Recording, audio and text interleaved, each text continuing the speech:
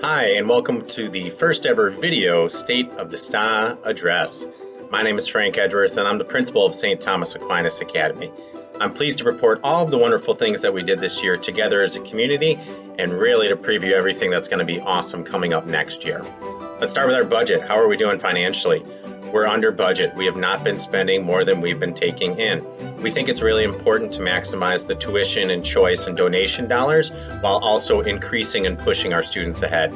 So we're happy to say that we've been performing under budget and are still able to maximize all the resources that we've been able to provide. Our last auction, our parents, our home and school, all of our volunteers did an amazing job. They raised $39,000 for us to use for next year. Where does that money go? It goes into operations, it goes into normal fundraising that we earmark each year, and it's also going to go more towards some of these initiatives that I'm going to speak about later, like the STEM project or our Reading Intervention WIN program. So thank you so much to everyone who helped with that. We've won a few grants. The first one is a gifts grant from the Archdiocese of Milwaukee.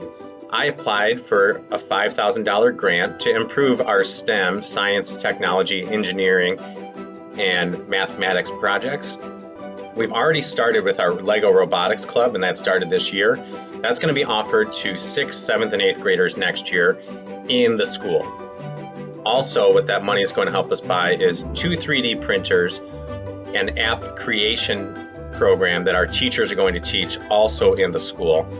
And then it's also going to allow our students to learn coding and further their robotics learning.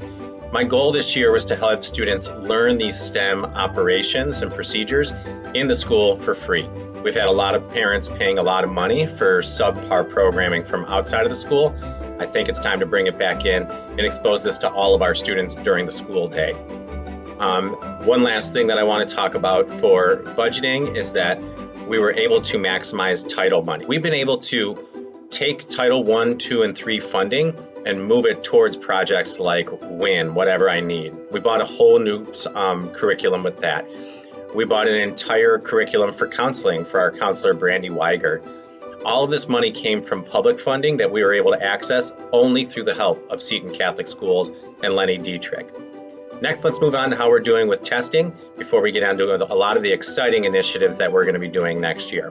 Our MAP testing has been progressing each year. Our students are averaging 62% growth, or 62% of the students are meeting their goals. Now, a push goal, a really far reach goal for students would be 70%. We are almost there, and as far as math and English, we're at 62% of our students meeting their MAP goals. Now, in a normal year, a student grows 100%, and that makes sense. Our goal is to push them 130%, and right now we're at 112% of students growing each year. So those are grades from K-5 through 8th grade. With the help of our teachers, supportive parents, education assistants, and Seton Catholic Schools for helping us with curriculum, we've been able to push our students and grow them faster in a shorter amount of time.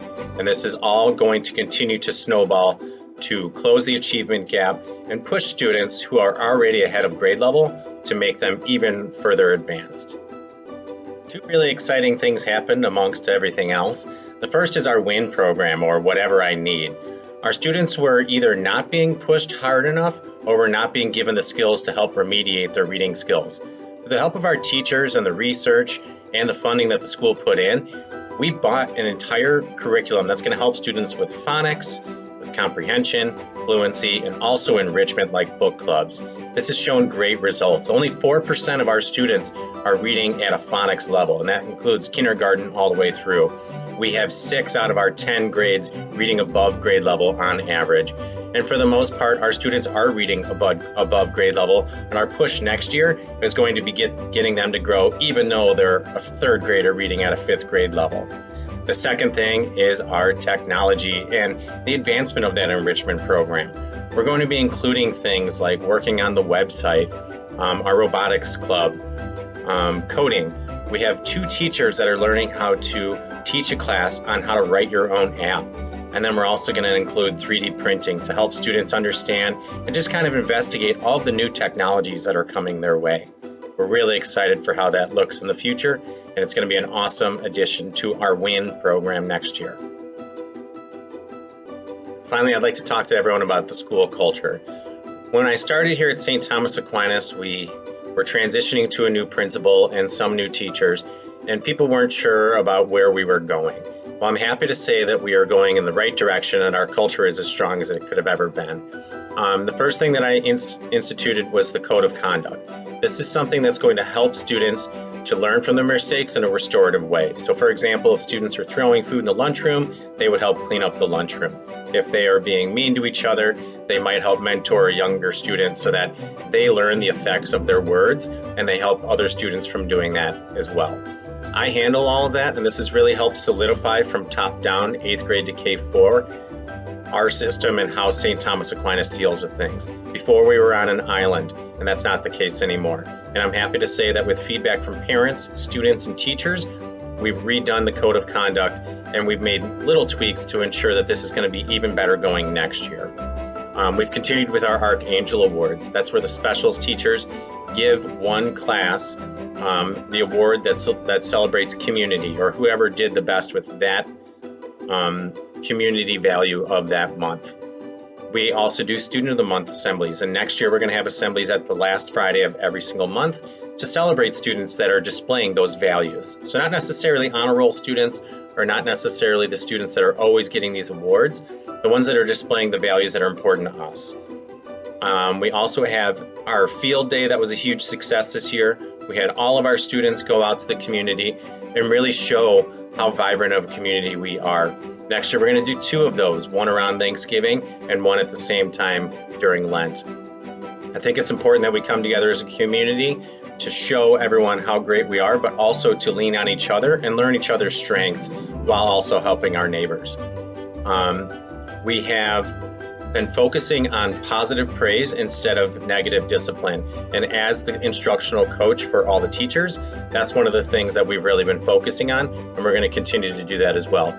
It's way more important if students hear, thank you for being ready to go, as opposed to, please pick up your pencil, or why aren't you doing these things? Everything like that affects our students, it affects our school, and that's a culture that we are going to build up and continue to do so. Our all-school masses, I've spoken at all 6 parishes, and I thank you for coming to attend those. We're going to continue that next year. It's imperative that we reach out to our 6 parishes, as they are the foundation of our school. They've been great in supporting us. It's time for us to give back to them. We've hired a full-time counselor who's trained in trauma-informed care. She's also trained in social-emotional training, and she's there for our students every single day. And she's also giving talks about things that we're going to try to prevent, such as the dangers of social media or bullying or anything else that might come up. And then finally, I reached out to all the daycares in the neighborhood just to make a relationship with them as well. The goal is to make this a communal event and not just a St. Thomas Aquinas event. We want to make sure that everyone in the neighborhood knows about us, and if we're the right fit for them, we want them here. If not, we want them to know that we still support them and that we are their neighbors, and we're going to continue to help with all of that. I'd like to finish by saying that St. Thomas Aquinas Academy is a 4-star school for 2 years in a row. We're exceeding expectations. We're going to continue to do that. We're going to close the achievement gap through our WIN program, and we're going to also push our students ahead through the same program by providing enrichments like robotics, STEM, art club, poetry club, the play, and everything else that we do so well here. I want to thank everyone who's helped make this school year possible and everyone who continues to give selflessly. I want to start by thanking all the teachers for all the hard work that they put in providing an amazing instructional program. And I want to thank all the students for working so hard and coming and giving that spirit every day.